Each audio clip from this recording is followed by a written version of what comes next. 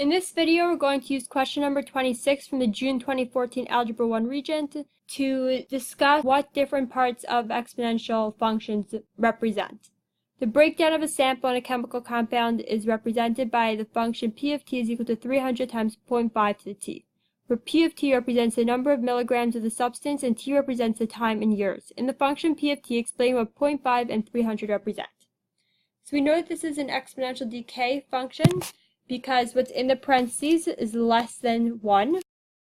And our basic exponential decay function is a is equal to p times 1 minus r to the t, where a is the amount after t amount of time, p is the principal, or the original amount, r is the rate as a decimal, the rate of decay as a decimal, and t is the amount of time.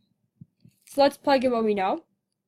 Over here we don't have the amount, we have p of t is equal to, p is the principal, which is 300. So we know that 300, part of the answer to the question is that 300 is the principal, or the original amount, times 1 minus r, which we know is 0.5, to the t, which is the amount of time. So we want to find out what does 0.5 represent. We know that 1 minus r is 0.5. So 1 minus r is equal to 0.5.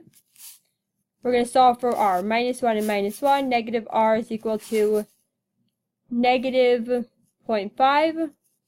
Divide by negative 1, divide by negative 1.